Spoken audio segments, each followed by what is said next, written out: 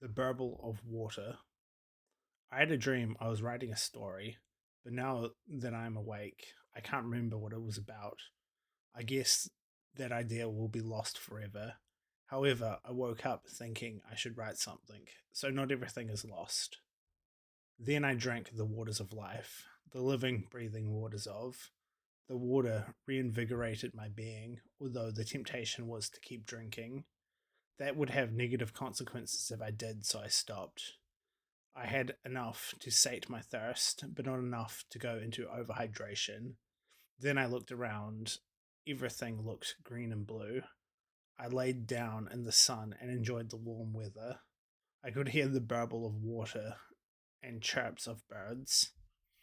A cloud covered the sun, and I opened my eyes. The temporary coolness was pleasant as well. I got up and continued my journey. The lasers strobed in the smoke filled hall as music thumped in time to the light show. The mass of perfumed, sweating bodies pressed together and jumped and rubbed together in a dance filled ecstasy. There was a humidity to the air of human bodies evaporating slowly. Music pulsed through everyone, vibrating the building itself as everything built up to a crescendo. People's minds blurred the boundaries of their own consciousnesses as our personalities dissolved into a single pluralistic rave mind entity. Everyone synced to the same beat and the pounding of our own hearts. Sketches filled the floor of the apartment as the artist discarded them after furious bouts of activity, then ignoring them as his attention moved on to the next work. His mind was aglow with artistic fervor, but it was concentrated only on the task at hand, which was drawing what was in his mind this very instant. Nothing else seemed to matter. Once the vision was gone, it was gone, and he didn't care about the momentary snapshots that littered the floor now, often carelessly stepped on them as they had no value whatsoever. Even on the ones he was drawing, he would carelessly smudge the line work, artisticlessly, artisticless, painless, wiped away, as no one would care because he didn't have the vision to see that other people would value this momentary work. He didn't bother to correct the mistakes either, because to him, those mistakes were meaningless, devoid of value. Everything in this universe turns to dust. Cosmic annihilation. What is the point of all this work? To be nothing again? He thought of burning it all, so no one would have to see his shame, his misery. And in the art, what is it is what? Nothing really. Art is a meaningless word. Nothing has meaning. Why do we exist? Just to be batteries for a data farm? It's all just bits of ones and zeros in the end. And what is the end? Just a final goodbye until the sweet kiss of oblivion.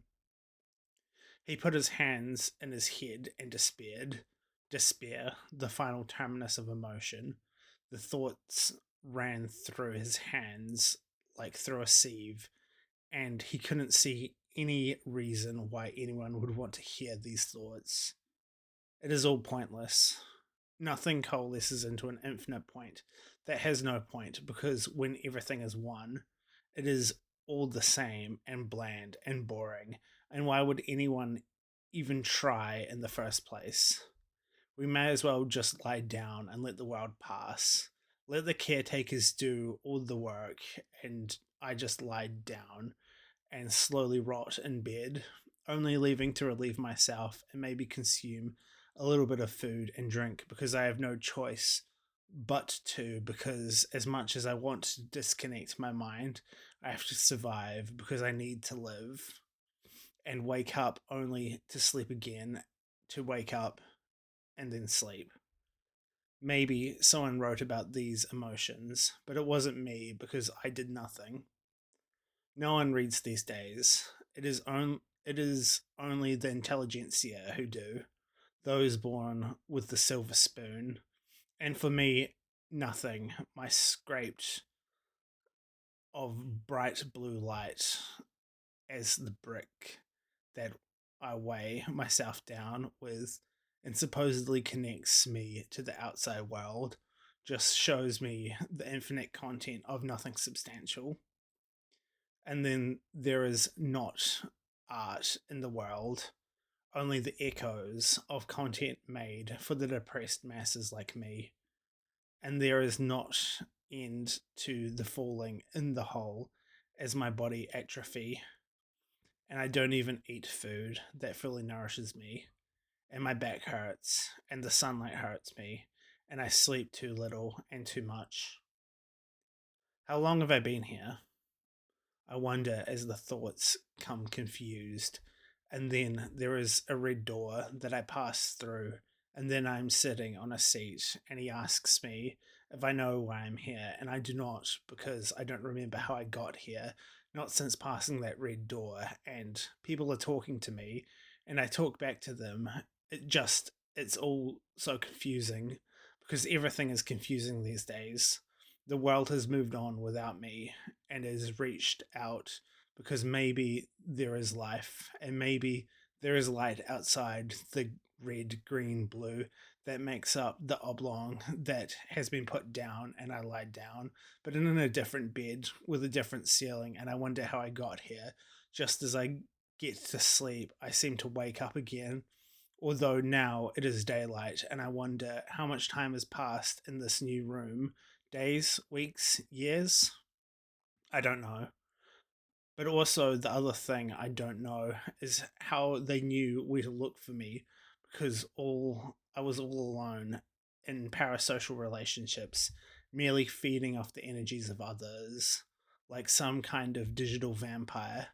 And I walk outside, and there are still trees and birds singing, rooting through the fallen leaves of insects and worms and spiders. I vaguely remember that books exist and they have words in them of other people experiencing the world in all its glory and pain and sorrow.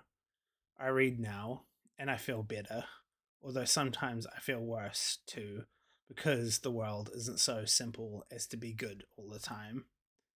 The sun kissed my cheeks and it was warm and pleasant, and I got up and walked on.